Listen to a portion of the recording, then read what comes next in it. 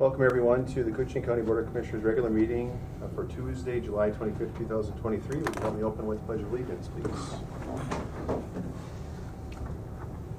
I pledge allegiance to the flag of the United States of America and to the republic for which it stands, one nation, under God, indivisible, with liberty and justice for all. Thanks everyone.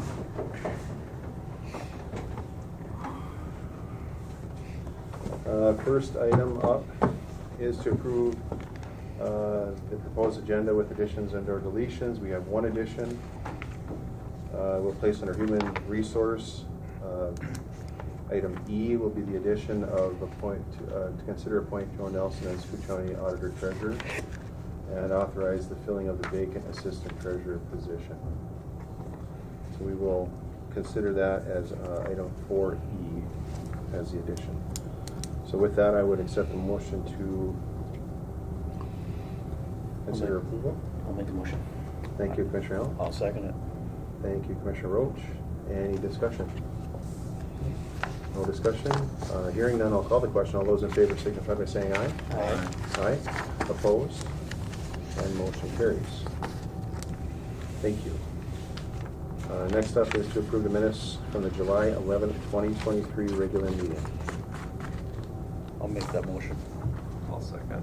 Thank you, Commissioner Roach. Thank you, Commissioner McIntyre. Any discussion on the minutes? Hearing none, I'll call the question. All those in favor signify by saying aye. Aye. Aye. Opposed? And motion carries. Next up, financial business. Chair would accept a motion for items 3A, B, and C. I'll make the motion. Thank you, Commissioner McIntyre. I'll second. Thank you, Commissioner Hill. Any discussion on the claims? Nope. No discussion. I'll call the question. All those in favor signify by saying aye. Aye. Aye. Opposed? And motion carries. Thank you. Next up is to approve warrant voids. I believe there's 3 of them.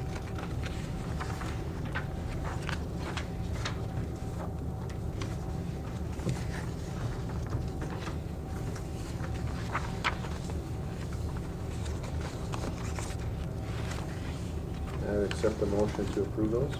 I'll make the motion. Thank you, Commissioner Rowe. I'll second. Thank you, Commissioner Hill. Any discussion on the voids? Hearing none, I'll call the question. All those in favor signify by saying aye. Aye. Aye. Opposed? And motion carries. Next up is to accept a donation to the Sheriff's Coffee Fund from Hazelwood Corporation. I'll make a motion. Thank you, Commissioner Roach. I'll second. Thank you, Commissioner McIntyre. Any discussion on the donation? Thank you. In order.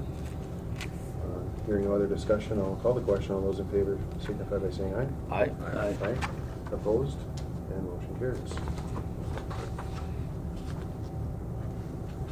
Next up is human resource business. Welcome, Mary. Morning. Morning. Morning.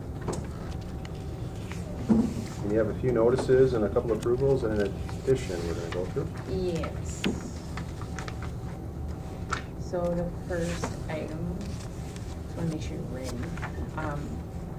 We hired 2 part-time 911 dispatch correction officers, Brandon Stevens and Peter Griffith.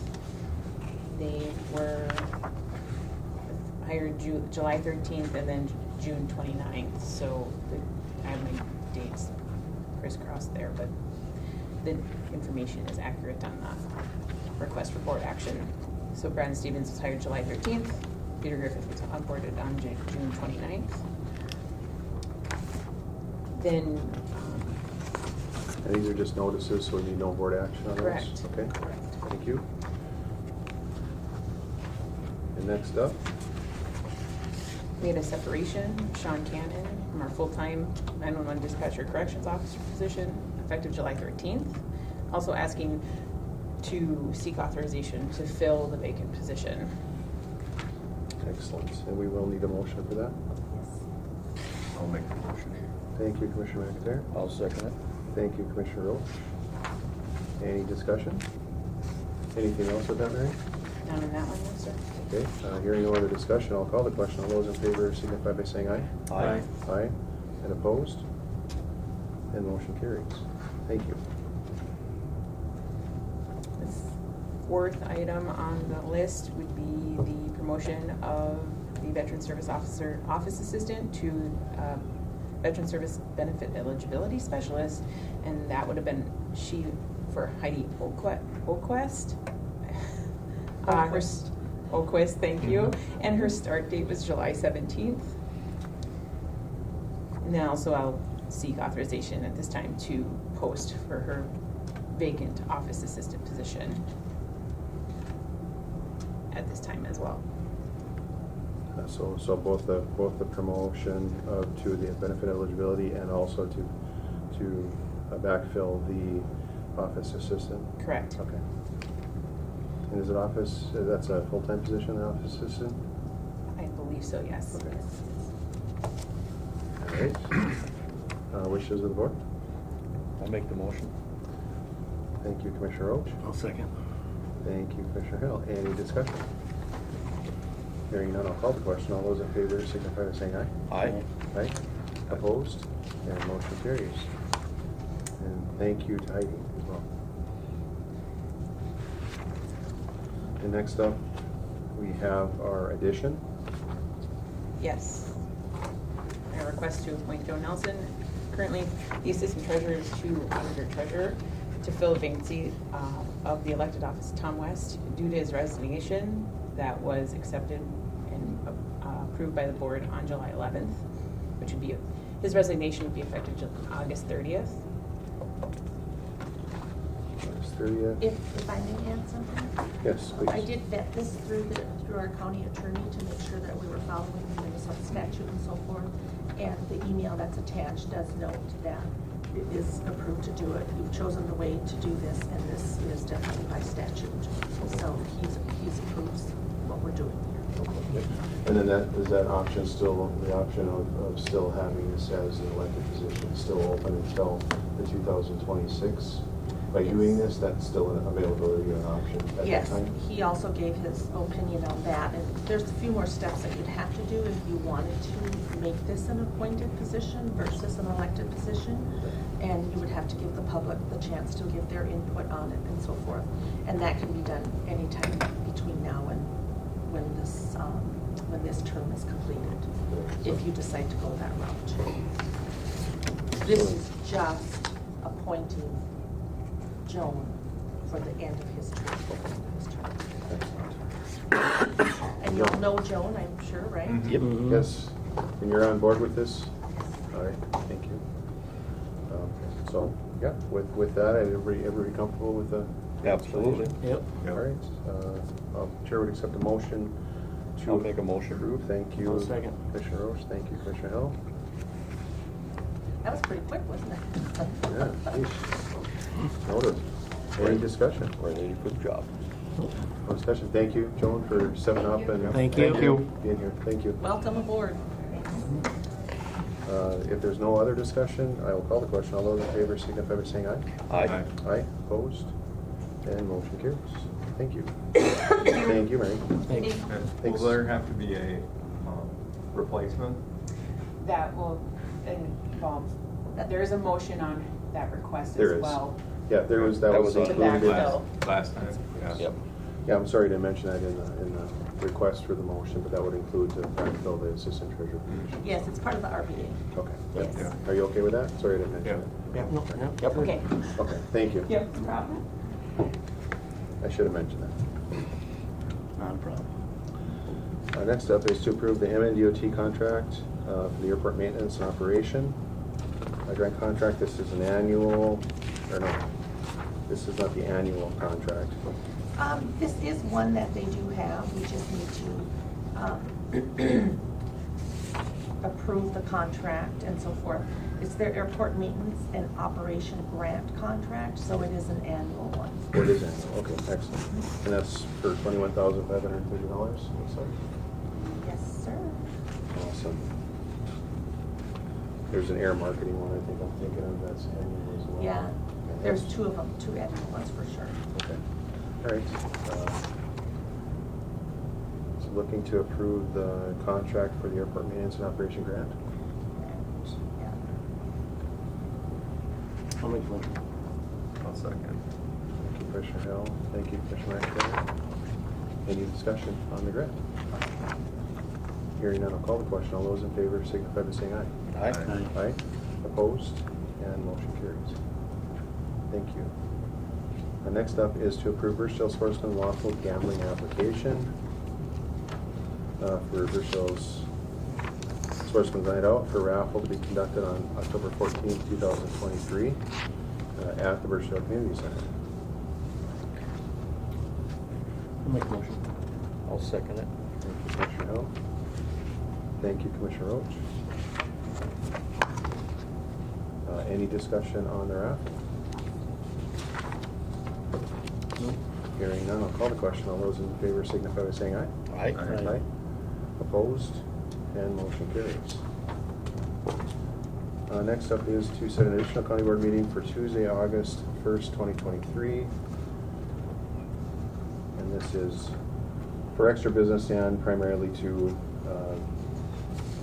from the planning and zoning, there's some conversation that we'll be having at this meeting here and some information that we'll be getting about the conditional use permits for three VRBO requests that were brought before the planning and zoning that did not get a motion to deny or accept.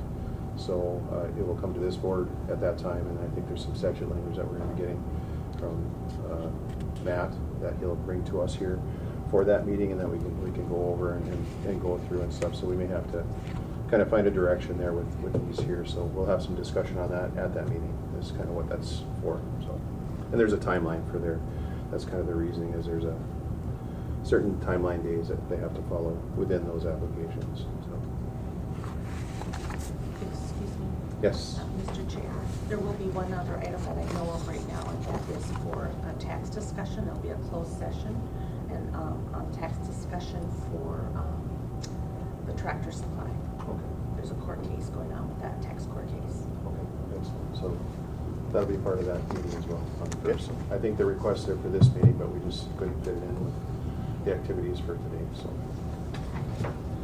So I would accept a motion to set that extra board meeting. I'll make the motion. Thank you, Commissioner Roach. I'll second. Go ahead. I'll second. Thank you, Commissioner McIntyre. Any discussion on the meeting? Hearing none, I'll call the question. All those in favor signify by saying aye. Aye. Aye. Opposed? And motion carries. And next up is Health and Human Service business. And what a business it is. And this is Kathy's last board meeting. Oh. Last time for you guys. The last board meeting after a long career here at the county. Yeah, that's for sure.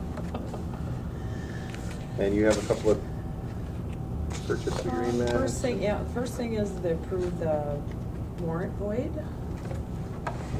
Alrighty. I would accept the motion to approve that void in the amount of $33.16. I'll make the motion. Thank you, Commissioner McIntyre. I'll second. Thank you, Commissioner Hill. Any discussion on the void? No discussion. I'll call the question. All those in favor signify by saying aye. Aye. Aye. Opposed? And motion carries. And then the second thing is the renewal of the Hasbargen's Foster Home Housing Support Agreement.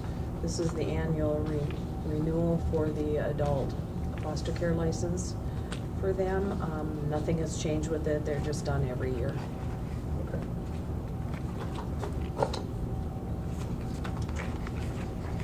I would accept the motion. I'll make the motion. I'll second it. Thank you, Commissioner Hill. Thank you, Commissioner Roach. Any discussion on the renewal? No. Hearing none, I'll call the question. All those in favor signify by saying aye. Aye. Aye. Opposed? And motion carries. And the next item is to approve a merchandise card policy. We at times have, we have grant money that we need to spend with families, and in order to do that, we used merchandise cards, gift cards, whatever you'd like to call them, to support the families. So it may be for gas, for transportation, for counseling or treatment or things like that. It might be food, if they're short of that for some reason. We also do, with our opioid grant money, we support sober activities, so we may purchase some cards for the movie theater or the bowling alley or something that these families can do that for sober activities. So it came up a few months ago that there was some questions with the state Office of the State Auditor and how counties were doing their their purchasing of those and keeping track of that for auditing purposes. So all of the counties were encouraged to develop a policy, and that is what we have done. Our policy, it also as part of the Office of the State Auditor, the cards are supposed to be kept at the Auditor Treasurer's office here, but we were able to sign a resolution with Tom that we can keep, that he knows about our policy. He approves the fact that we have them over at our office instead, and that does meet the Office of the State Auditor's criteria for that to happen, for them not to be here and to be in our office instead. Our policy covers how they're purchased, how they're kept, how they're, the checks and balances to make sure they are getting to where they need to go, and that the families also sign a receipt that they have received them. So I think we have a really good system now. It seems to be working really well with everybody. We've been doing it for a few weeks now, and this is just the final policy to cover that. Do you have any questions about that? Are we gonna have to have Joan know about that now? So she knows that them are over there too? She pretty much sees everything that's going on in the Okay. auditor treasurer. I just figured I better ask, just to make sure she knows that. Yeah, Yep. we could have Yeah. Kathy touch base with her as Yeah, well. and there's a report that Bobby Simonin in our office will be supplying to the state and whatnot too, so she can coordinate with Joan as Perfect. well if there's. Mr. Chair, if I may? Yes. No, so Kathy, is your request asking for approval of the merchandise card policy and to accept the resolution? Or is it, Yeah. so it's for both things? Yeah. Okay. And the resolution is strictly for the cards that are gonna be. Right. It's approved by the board chair and Yep. the auditor treasurer that the cards are gonna be kept with you versus over here? Yes. Okay. Current policy and resolution. Just note that in any motion. Anything else with that? Any other questions for Kathy on that? Has this been going on for a while, Kathy? Is this something new, or is this? No, we've been actually providing these cards for a long time, for years, and it just came up amongst the counties that, I mean, everybody was doing it differently, of course, and it just came up that the question started with, is this even a legitimate use of funds? Right. And then went from there and how to cover purchasing the cards and distributing them, so. Right. Well, it's good. It's good to have that available Yeah. for folks too. It's Mhm. a good idea. All right, so hearing anything else, I would accept a motion to approve the merchandise card policy and attached resolution. I'll make the motion. Thank you, Commissioner Roach. Second. Thank you, Commissioner Hell. Any discussion on either? Hearing no discussion, I'll call the question. All those in favor signify by saying aye. Aye. Aye. Opposed? And motion carries. Thank you. And the last two items are to approve the transportation of children and youth in foster care for the ISD 361 and ISD 363. It wasn't too long ago, maybe last board meeting even, that we did the 362 motion. This again is for children who may be placed out of their school district and there isn't transportation available to them, and it sets out what is the school's responsibility and what is the county's responsibility for that. We're okay to accept a motion for both of these agreements? Okay. I'll make the motion. Thank you, Commissioner McIntyre. I'll second it. Thank you, Commissioner Roach. Any discussion? Hearing none, I'll call the question. All those in favor signify by saying aye. Aye. Aye. Opposed? And motion carries.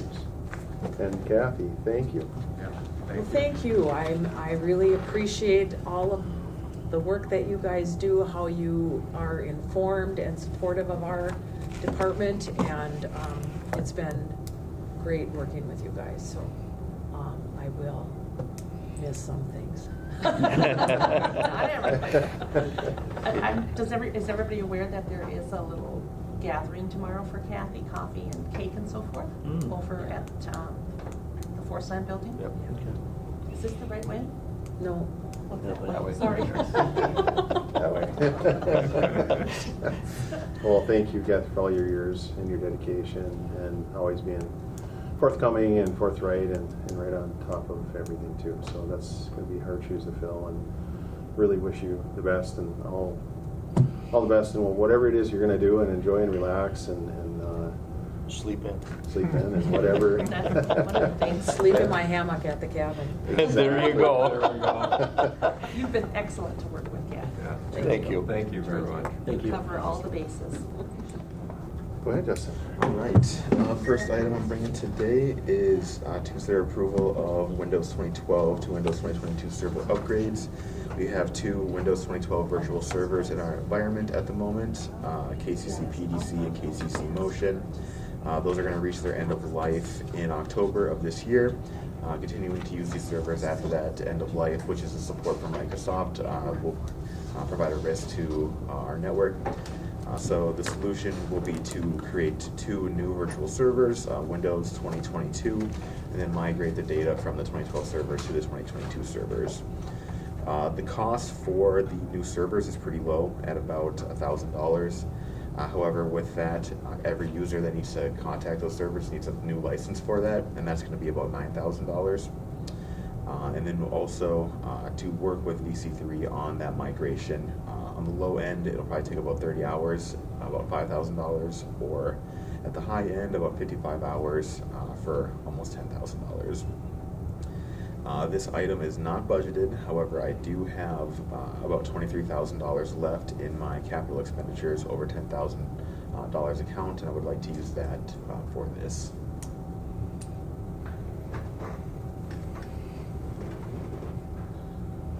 So these are going to be out of service here by the end of this year? Yep. Oh, is there going to be availability to get this stuff in and installed prior to the October date? Or? We should be able to get that done, especially with VC3 helping with the project. Does that push any other capital project you have planned out? Well, we have the IP migration that also needs to be done by the end of the year, and then one other item that needs to be done by the end of the year, that is the Exchange Server Cloud migration, which is item number 2 on the list, Okay. and those 3 things need to get done this year. So we're gonna have a busy 4 months here until the end of the year, yes. And this will keep us in the safe side of the cyber world? Correct, Gaming yep. world? There isn't, I don't believe that there is an end-of-life date for Windows Server 2022, but typically they last around 10 years, which is why we're seeing the 2012 ones going out of service this year. Okay. Right, and then you have no support, and then it makes it more difficult to operate, I would imagine, so, okay. Yeah, without them, if we're still operating on the 2012 after that 10-10 date, Microsoft doesn't offer any support after that.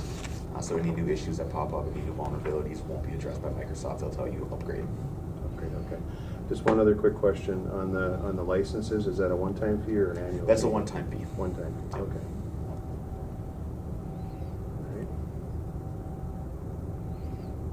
All right. All right, wishes of the board. I'll make the motion. I'll second. Thank you, Commissioner Roach. Thank you, Commissioner Howell. Any discussion or questions for Justin? Hearing none, I'll call the question. All those in favor signify by saying aye. Aye. Aye. Opposed? And motion carries. And the next item is part of the same. Similar vein, yep. Exchange Server Cloud migration. Our current Windows Exchange Server is a 2013 server, also reaching end of life this year. a similar situation where if we don't upgrade, we have security threats, compliance, and operational risks. The solutions here are either to upgrade to Exchange 2016 or Exchange 2019. Both of those, however, are going end of life in 2025, so we'd be in a similar situation in just 2 years. Otherwise, we can migrate to the cloud server, the Microsoft 365 Cloud for Exchange, which will be a little bit more expensive for the migration, but afterwards it'll be included in our Office licensing, our Office 365 licensing. So it'll be the one-time fee for the migration and then come included with the 365 licensing that we give for all the users. So it would be my recommendation to go with the cloud solution, even though it's a bit more expensive now, and it'll have a few recurring costs in the licenses, but we won't have to replace it then again in 2 years. Okay, excellent. And this is a budgeted item? Yep. Okay, all right. Yep, for this one I budgeted $8,500, so it's a little bit more than that to do the cloud migration, but I have funds in the GIS support account that I would want to transfer over, about $3,000 to make that work. Okay. Well, that sounds fair. Okay. All right, wishes of the board. I'll make the motion. Thank you, Commissioner Hall. I'll second it. Thank you, Commissioner Roach. Any discussion, questions? Hearing none, I'll call the question. All those in favor signify by saying aye. Aye. Aye.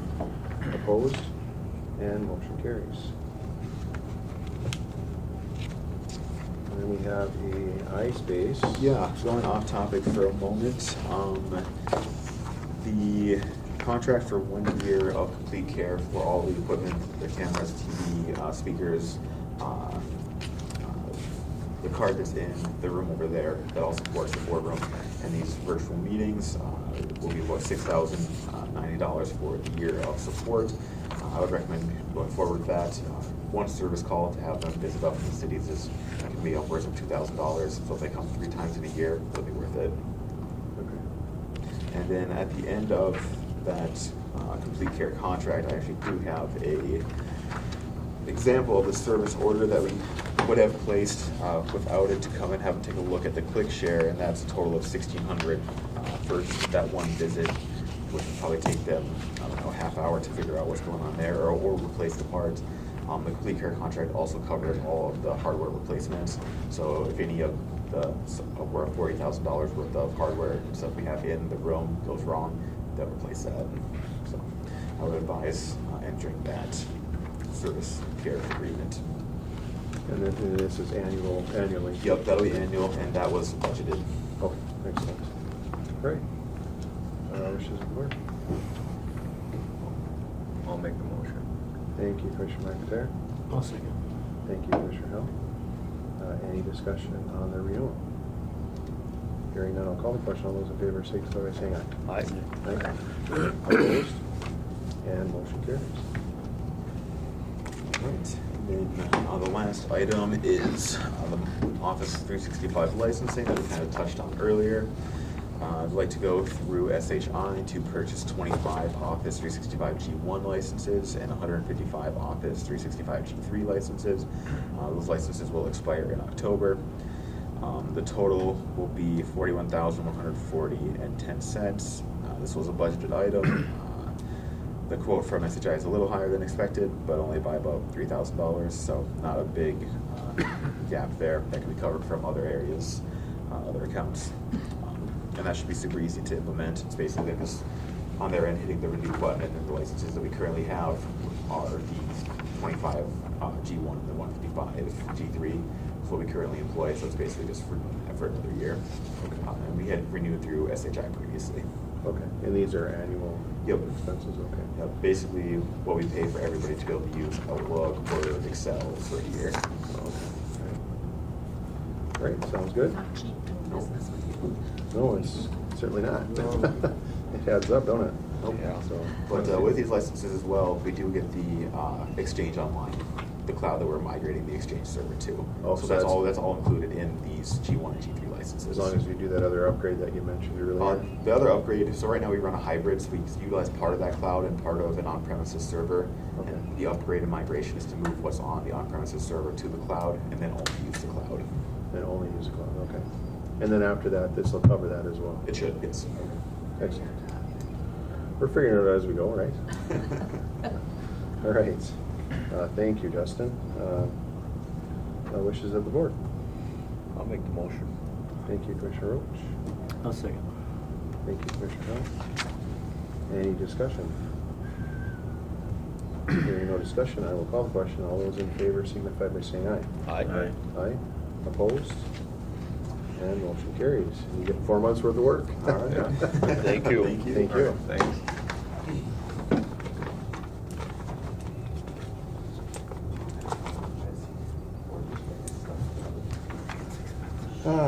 Yeah, it is. Isn't it? All those licenses, yeah. Right over Some there. of them are yearly, some are 10 years. Yeah. Wow. When you split them up per person. Right. It's not, It's not too bad. it's not Yeah. outrageous. And we use it a lot, so. That's how we do business. Next up is Nathan, with Land and Forest Business and some. Good morning. Morning. Nathan. Good morning. And you have some tax forfeited properties. Yeah, that so were- this is something that we typically do on an annual basis, more so in the spring of the year, but in light of that Hennepin County tax court case, we kind of delayed this, but after talking to the county attorney, we do, we have a few houses here in the falls that probably should come down, and the city EDA is committed to actually doing the actual tear down. So part of the process is under current statute is the board has to approve, disposing of abandoned personal property and raising of the buildings if they need it. So that's what we're looking to do here. So of the list there's 5 places. The city is committed to doing 4 of them. So the deal would be is the city would hire a contractor to do it, and then we would the county would waive the tipping fees out at the transfer station. So it'd be no different than if we hired the contractor directly ourselves. So we'll go in, we'll clean them out, get rid of all the junk that's on the inside, and then get them ready, and then the city will come in with a contractor and tear them down. So the, in part of the deal is, and it's not an actual hard and fast agreement, but the county does give the city, promotional money every year out of our tax forfeited apportionment. So I'm thinking the city is committed to doing this because of that helps, I guess I should say. So. Oh, absolutely, yeah. And then that, moving forward, some of these things may have some further conversations. Yeah, some of this, in light of all of what's going on, some of these statutes may change going forward. I mean, that's kind of the kicker to all the counties, right? Is based on that decision. It's like the counties, it puts the counties in a worse position in these specific instances where we have to clean these places up. Yeah. We don't have, the counties don't have, the avenues to maybe recoup some of those expenses that they once had, so potentially anyway. Good. And on that front, you see you're kind of moving forward with some support from different committees and stuff here for. Yep. So the Minnesota Forest Resource Council, they passed a resolution at their last meeting to kind of, something that we took. Counties reached out to them and said, would you, we helped craft that resolution these are all things we're going to need going into the next legislative session to kind of keep the timberland piece of this kind of off the table, Right. if we can. So, Right. Yep. so that's kind of the goal and the aim with that. So.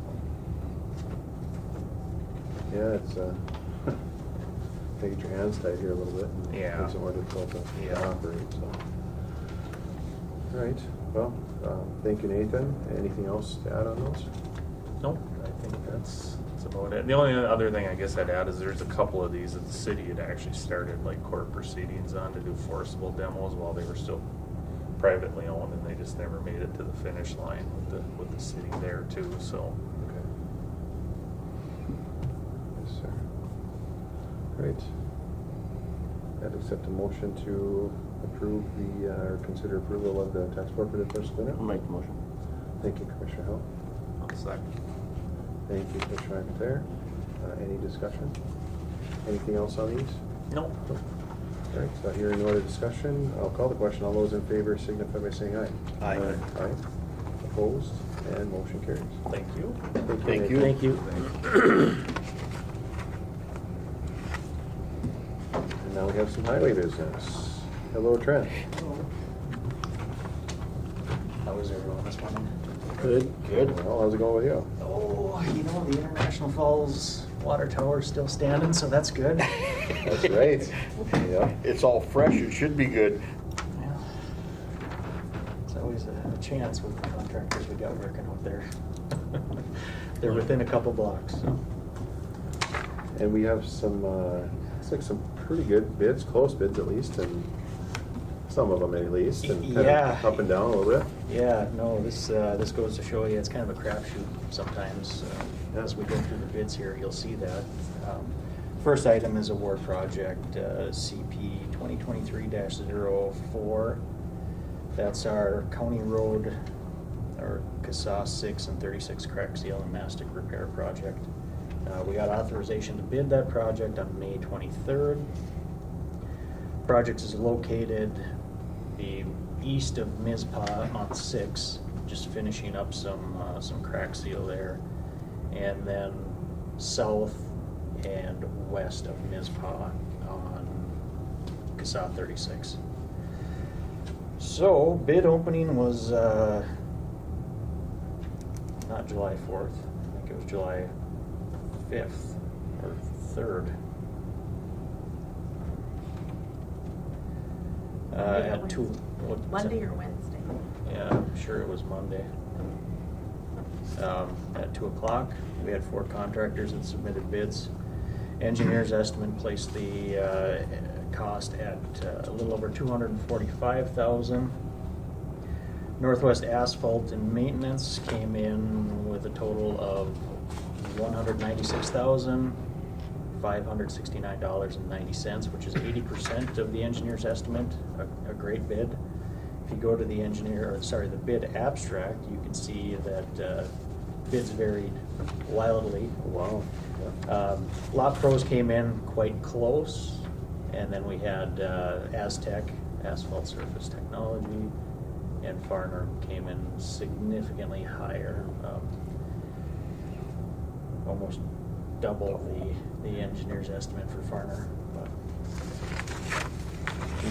recommending that we award the contract to Northwest Asphalt and Maintenance for $196,569.90.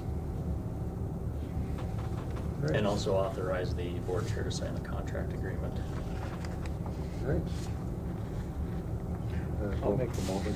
Thank you, Commissioner Roche. Second. Thank you, Commissioner Howell. Any discussion? Anything else on that, Trent? Okay. It's state aid maintenance as well. Stated maintenance.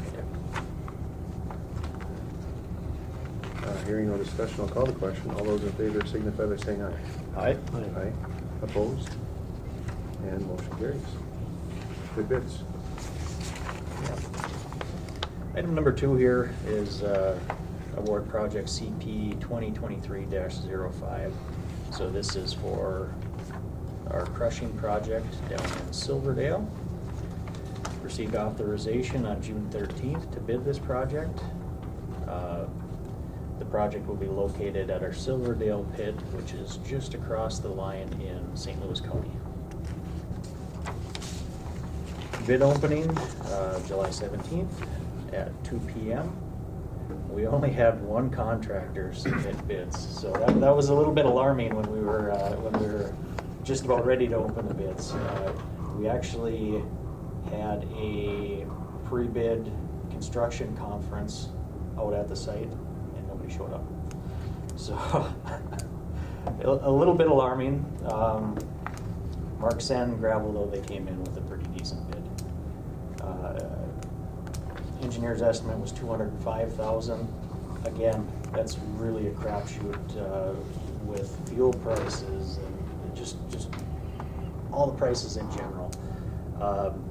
Mark Sand and Gravel came in at $233,000 $350, which, what do they have for a per ton price? $581, which per yard, it's a little over $8 a yard. Not bad. It's gonna be easy material for them to crush if they get awarded the project.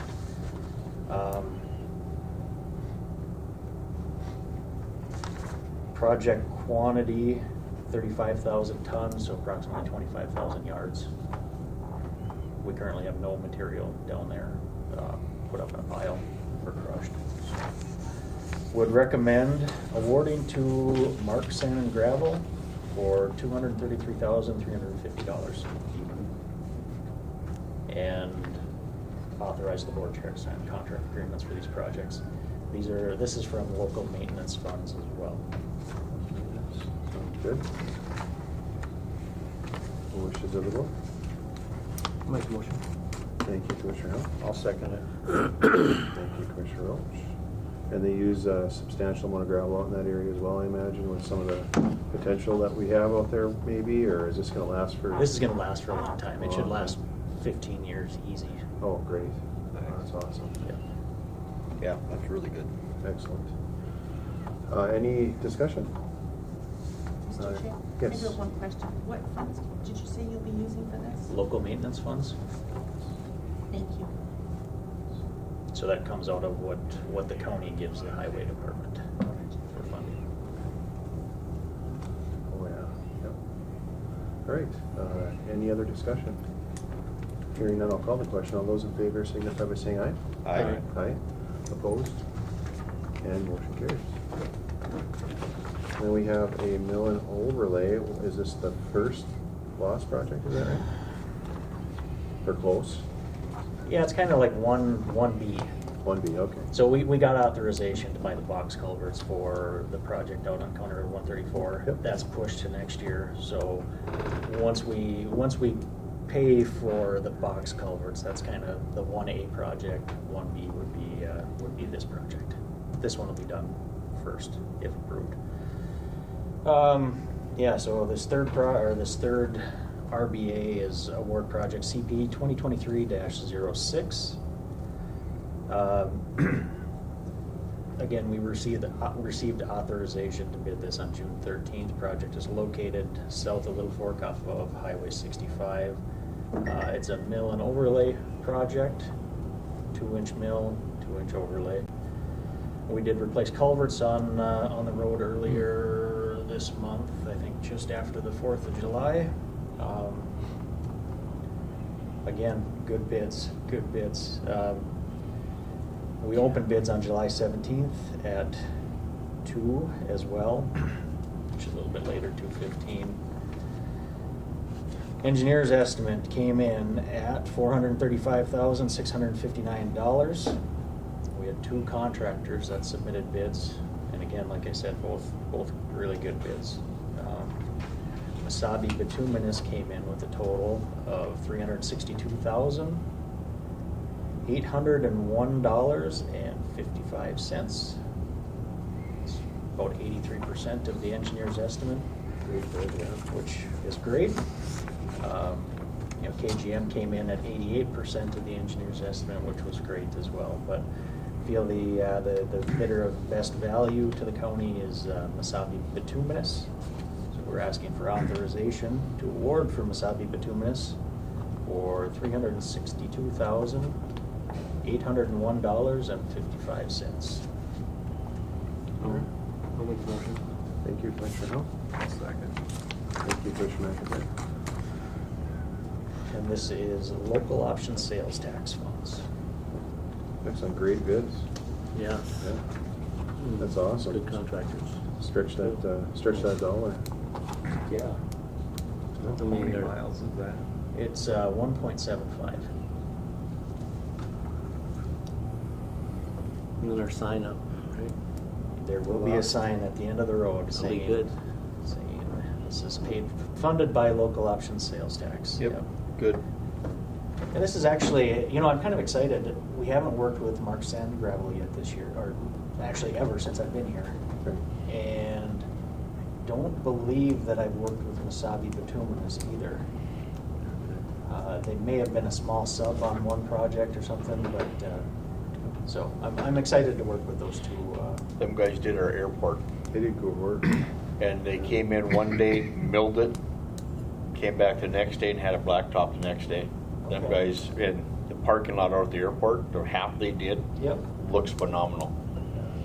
Yeah, they typically do like municipalities, you know, parking lots. They're Yep. they're a little bit smaller of an outfit, but they're subbing with our Second Avenue East project. What else do they have? They've got the Kmart parking lot or the Super One parking lot. So they came in very competitive on this. They wanted the work. They're actually going to bring their plant up and put it in large sand gravel in the quarry out there, Old Bowman's Quarry. And yeah, it'd be nice to have a plant actually stationed next to International Falls, so we can do some maintenance repairs to support as well. Yep. Yeah. Yep. It's important. Additionally, KGM is going to bring their plant up to Happy Land at some point in August as well. What do they have?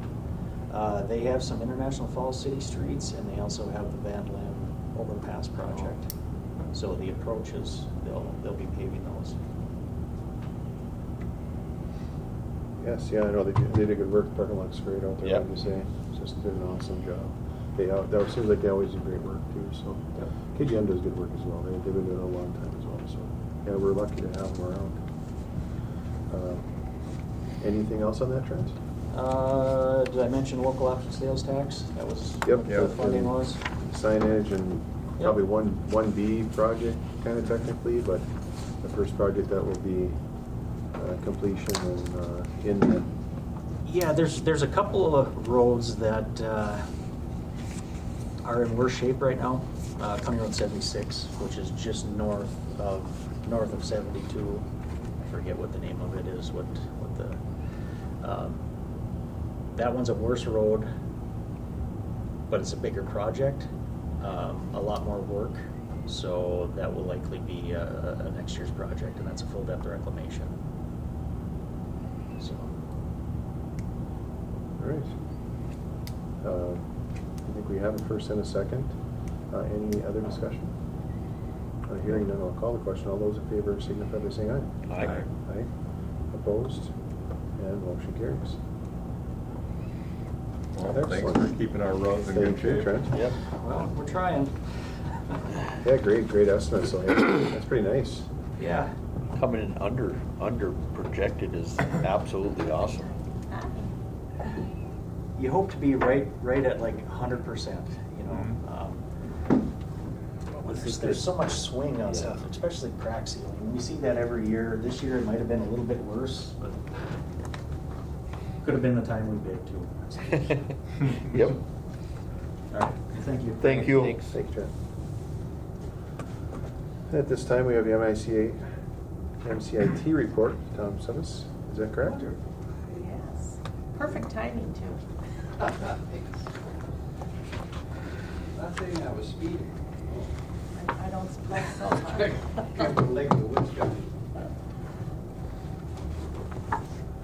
Morning, sir. Hi. Bought hard copies of the report too. If I may approach here, I can pass those around.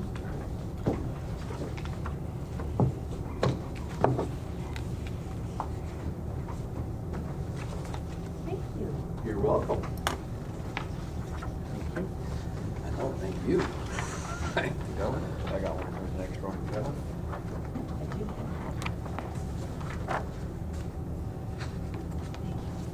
Okay.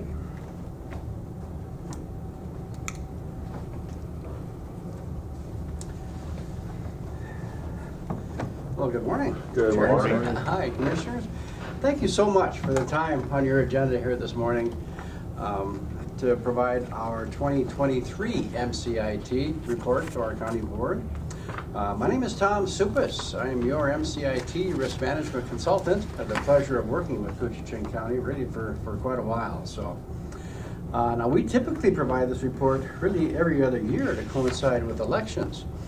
However, we ended up canceling, unfortunately, 2021 due to COVID, so it's been really almost 4 years since we were here. So again, thank you for the time. So with that, a special welcome, Commissioner Hell, welcome, I think, and Commissioner McIntyre, welcome as well as Mr. Commissioner Roche as well. Hi. Thank you. Everybody, hi. Well, welcome. Yeah, so new in 2023, welcome. Well, as you may already know or may not know, again, as new commissioners, MCIT, we're a public entity risk-sharing pool. We're not an insurance company. So we were built by counties for counties. And in fact, we're going to try to pride ourselves in trying to adjust our coverages and our services really to meet your needs. So we're always, interested and appreciate this opportunity to kind of be, to visit with questions you might have and as well. So again, thank you. So respecting your time, I'm really just going to touch on just a few of the highlights of our report. Just a little history. So late in the 70s is when really MCIT was formed, and it really came about by really a group of counties decided that, again, workers' compensation was getting so difficult to find for law enforcement. And in fact, if you could find it, it was extremely expensive. So the counties decided to pool their resources together and pay their own coverage and pay their own services. And it was extremely effective.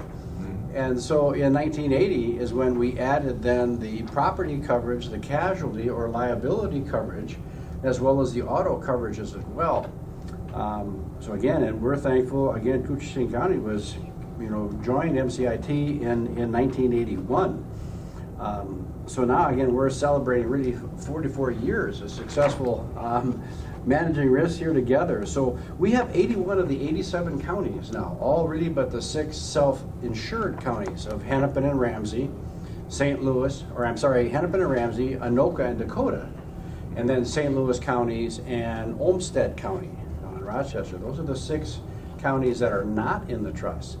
But we also have really over 390 of your affiliated entities, like your soil and water conservation districts, your agricultural societies and fair boards, your lake improvement districts, as well as other joint powers groups and others. So they're all public entities. In fact, they must be a public entity in order to be a part of the trust.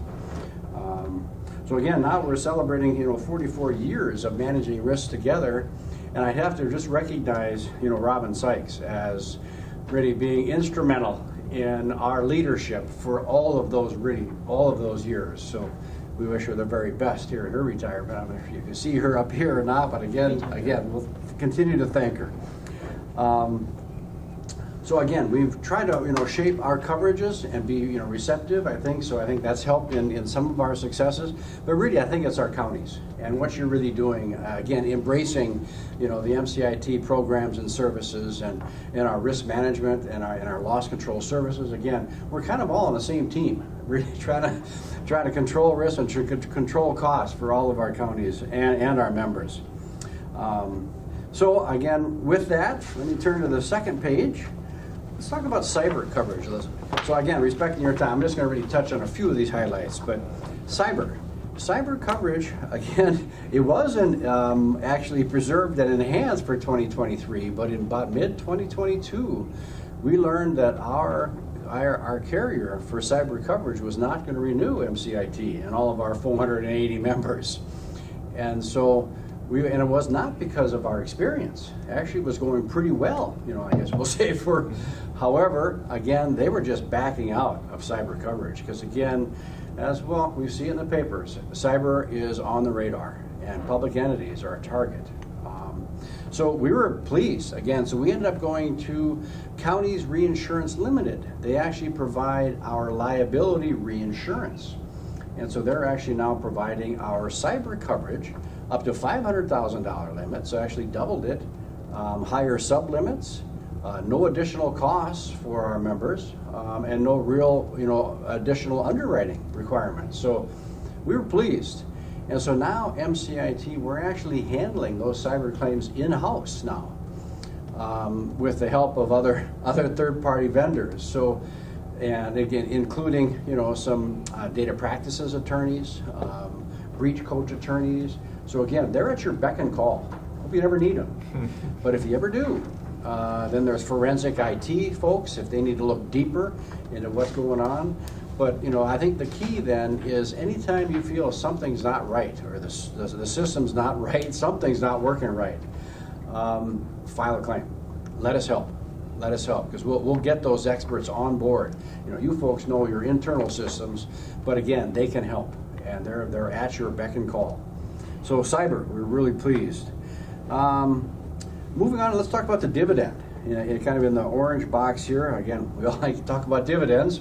And so again, the 2022 dividend only applied to the workers' compensation division, which was the first time since 1979. And again, it's important to remember our dividends look to the past. They look at our past claim experience, as well as really the return on MCIT investments. Now, we can only invest as you can. So it's really kind of based on claim experience. So on the workers' compensation, it was very favorable. And that's all of our counties are really paying attention. We want everybody to get through their day. However, on the property casualty storm claims, it was a rough year for storms. A lot of claim activity there. And then jail liability and law enforcement liability. There was increase, again, just defense costs and claims there. And so the actuaries recommended to our board not to provide a property casualty dividend. Again, no reason to be concerned. Everything is still self and fully funded. However, just taking a conservative approach to not return a property casualty dividend. And if you saw the new bulletin, it's actually the same again now coming up for next year. A work comp dividend only. And so hopefully, again, these storm claims and some of the law enforcement liability settles down a little bit, as well as the jail. So again, no reason to worry, but again, it's just not returning those extra funds back to our members. So that's a little bit on the dividend. And again, it's MCIT, we can only provide those dividends when it's actuarially sound and fiscally prudent. So again, and there's a very conservative approach with MCIT, again, protecting all their monies. Let's talk rates a little bit, kind of in the blue box. Again, rates are all actuarially derived as well. Now the rates actually look forward. They look at all of our members' exposures for the coming year, everything that our counties and members have, as well as our operations costs and so forth, and we only look to really collect what's necessary to potentially cover those costs. So with that, we try to build in some rate stability for our county members, as well as, again, with the economies of scale and the common exposures, hopefully build in some, again, more rate, stability, and then let you know kind of by August what next year is going to look like, so you can budget then accordingly. All right, let's go to the next page. So this is the aggregate work comp claims, top 3 by department. This is MCIT as a whole, not just Koochiching County. And so it looks at the years of 2018 to 2022, frequency of claims and severity. So frequency is the number of claims, severity is the cost of those claims. And again, in looking, at those, again, it's fairly common for the sheriff and jail operations to really kind of lead in some of the workers' compensation claims and costs, followed by highway and then hospital and nursing home. These are not really too surprising. These are all 24/7 operations, and some of that work can be hazardous. So again, those are the areas where we really try to emphasize a lot of our loss control efforts. Now, on the right-hand side of the page talks about the work comp claims and how it can affect the county's contribution costs for work comp. So again, it describes this experience modification factor. All that is again, it's a comparison of really the frequency of claims and the severity of claims in comparison to an expected claim activity for really all of your classification codes. Each code kind of has its risks. And so, with that, a 1.0 would be about a base cost, if you will, for work comp.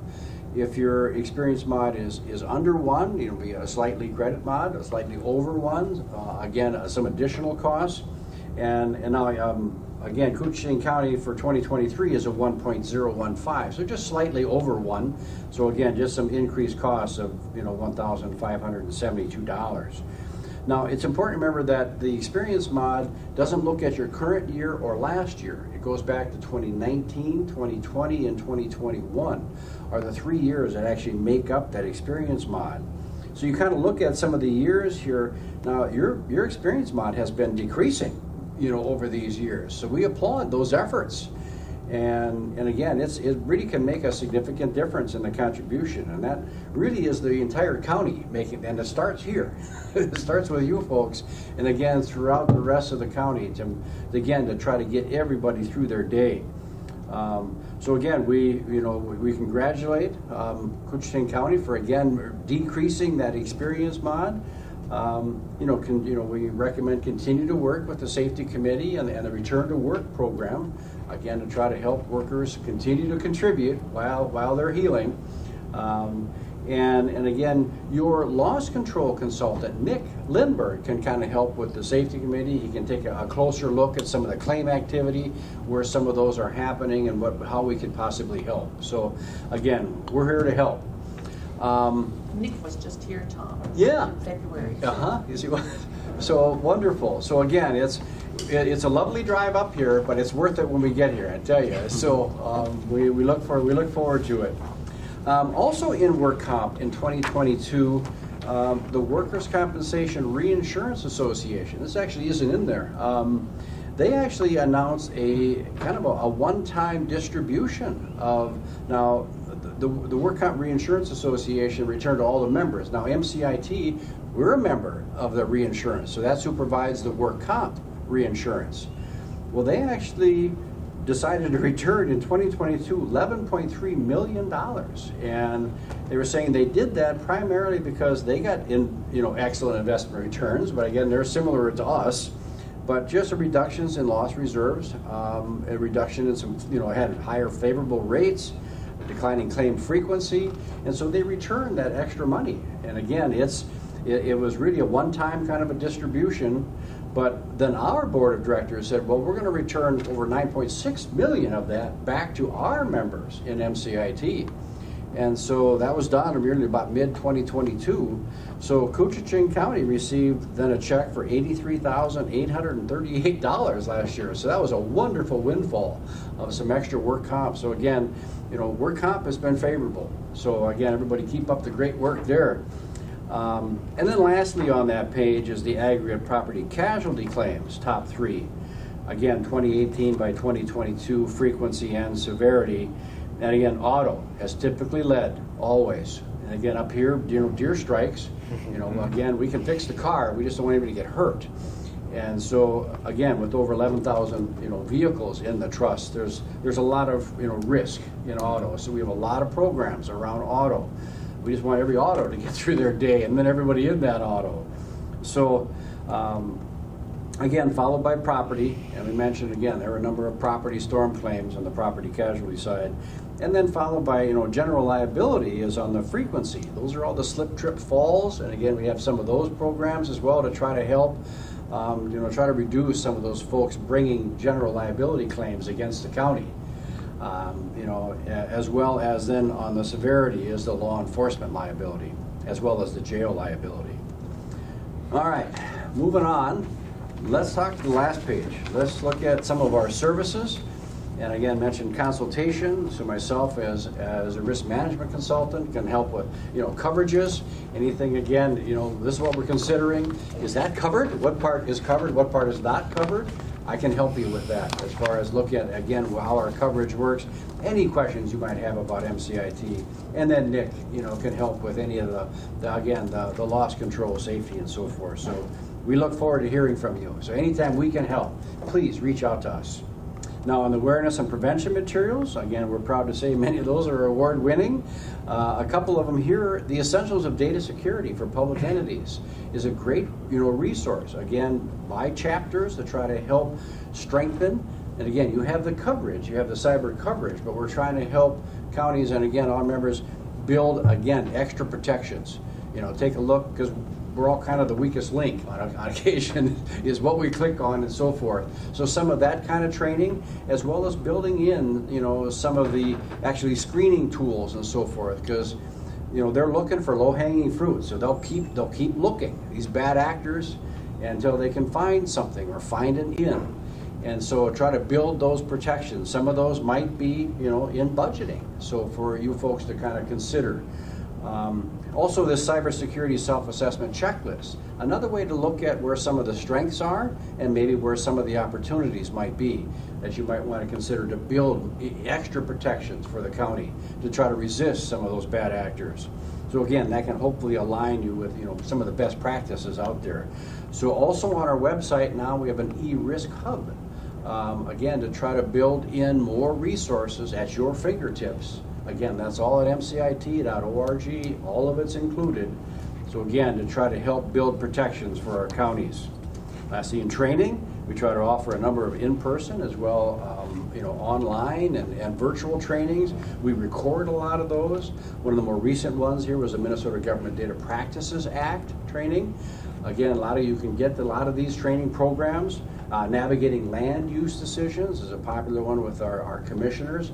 Again, you can reach all of those. Those are recorded on our website. And then lastly, just talk a little bit about our service providers. Again, our employee assistance program. I'm going to come back to that one. That's with Sand Creek. So some of the other, I mentioned defensive driving. Well, all members of Minnesota County's Insurance Trust are also members of the Minnesota Safety Council. So you have access to all of their resources. One is their defensive driving. They have a 20-minute, just kind of an online program, just reminds us of some of our habits, what we're working on, some of the things that we can work on. It's helpful. And then there's a 2-hour on-site taught by an ex-trooper. Again, to try to help build some, experienced defensive driving skills, just so that we stay on our game out there. So again, great program. Hartford Steam Boiler can provide a lot of those inspections, again, to try to help look at all of our systems. And then back to that employee assistance program. Again, we consider that really a risk management program. It's included with MCIT coverage. It's voluntary, it's confidential, and again, it's available to all elected officials, all your employees, all of your dependents are all included in that, and it's up to now 6 sessions per issue. That was up during COVID, and COVID brought a lot of issues to everyone. I mean, it really did. And again, it's an opportunity for folks to reach out, starting out by phone, but they try to connect people locally. Again, it's all confidential. Hopefully 6 sessions per issue, not per year. And there were many of us in numerous issues. And so again, they're available to help. So we want to really kind of applaud, again, Koochiching County again. You've got, usage now up over close to 4%, and in 2022 over 5%. The higher number, the better. That means people are reaching out. That means you're getting that information out in front of folks. Now that's key, it really is, because again, they're there to help, but they have to make that first phone call. So again, continue to get that out in front of folks. And so again, there's additional programs. There's a program just, geared towards elected officials.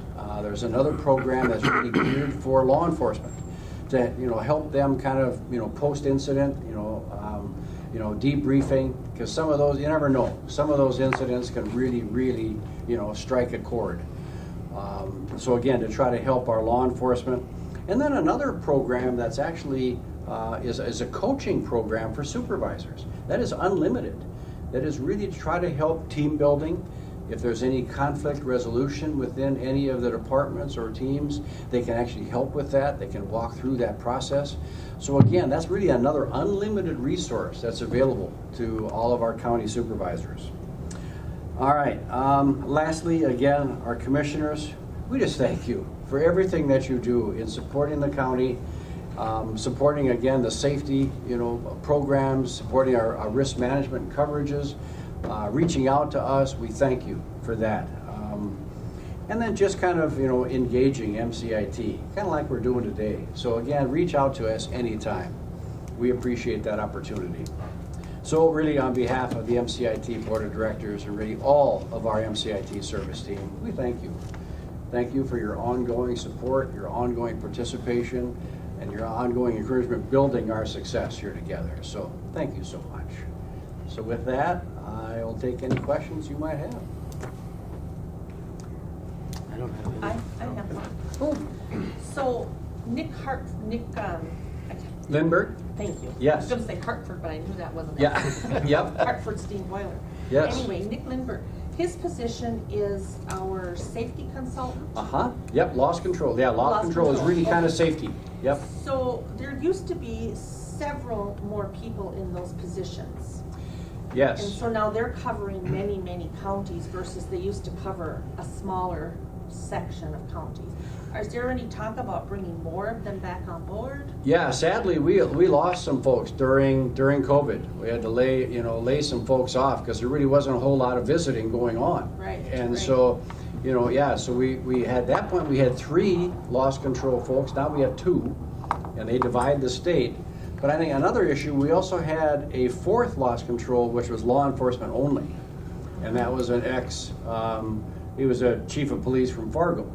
Really great man, but again, and so, really lost a few of those folks. So yeah, hopefully we can kind of build those back up. But again, those are tougher positions to find, especially that law enforcement that has that kind of expertise.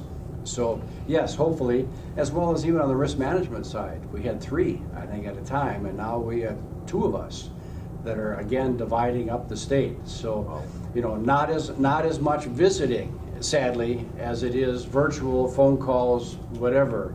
But we try to get here as soon as we can and as often as we can.